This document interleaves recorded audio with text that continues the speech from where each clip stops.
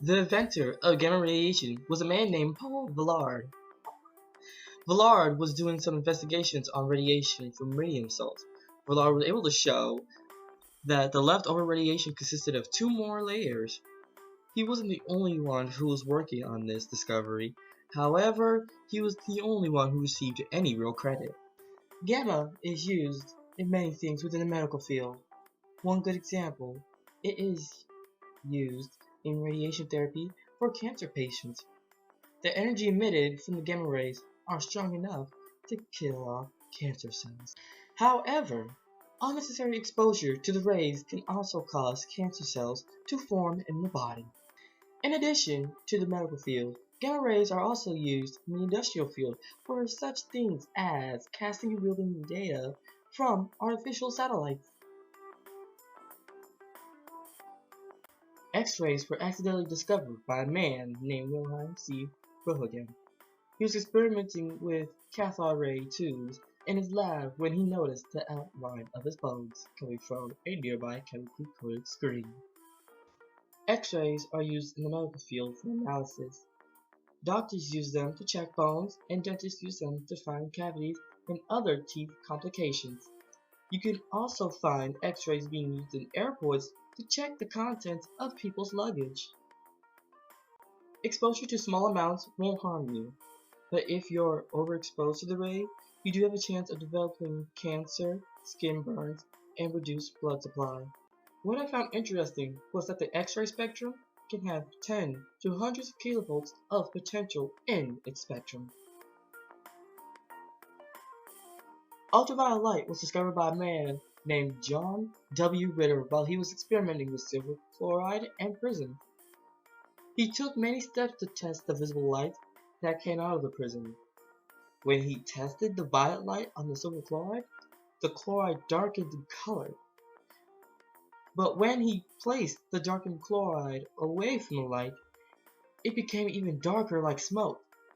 This made him realize there was an invisible light in the violet portion of the spectrum. Scientists use ultraviolet waves to study the makeup and energy levels of atoms. Ultraviolet waves are very effective in eliminating bacteria and viruses. Overexposure can result in skin cancer, sunburns, and painful eye irritation. If you've ever used a fluorescent light to look at something that can't be seen with the naked eye, then you've used ultraviolet rays. Visible light was discovered by Sir Isaac Newton while he was analyzing a prism. Just like wavelengths have different lengths, the colors had different lengths as well. Red was the longest and violet was the shortest. Too much light can really hurt the retinas in your eyes. This can occur when you stare directly at something very bright, such as the sun. Most of the time, the damage will heal, but if it's too bad, the damage will be permanent.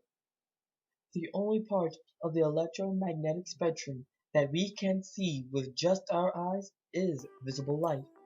Therefore, every day you open your eyes and look around at your surroundings, you're using visible light. Infrared waves were discovered by a man named William Herschel. He was experimenting with measuring the different temperatures between different colors in the visible spectrum when light was shown through a prism. The results of his experiment showed that red had the highest temperature while violet had the lowest temperature. He also noticed a region beyond the red color of the spectrum that was even hotter than red itself. Did you know that infrared light can travel through thick amounts of dust, smoke, and fog? For this reason, firefighters use infrared cameras to locate people in burning houses. Pilots also use an infrared view when flying or landing in thick fog. For all you couch potatoes out there, you might find it interesting that your TV remote uses infrared rays to change the channel. Medical studies have shown that prolonged infrared exposure can lead to cornea, lens, and retina damage. This includes cataracts and retinal burns. Microwaves were predicted by a man named James Maxwell.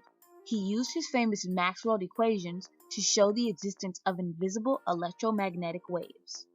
In 1888, a man named Heinrich Hertz used Maxwell's equations to build an apparatus that could detect microwaves. This proved that Maxwell was correct. As an industry purpose, microwaves can be used to decrease pollution, clean up contaminated soil, and disinfect hospital waste. As a medical purpose, sometimes microwaves can relieve symptoms better than medication. The existence of radio waves was proved by Heinrich Hertz.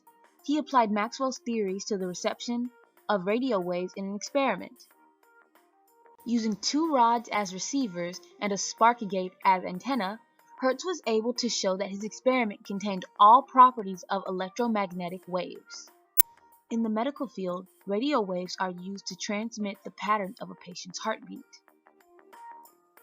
In industry, radio waves are used to provide communication, mainly used in transportation and business.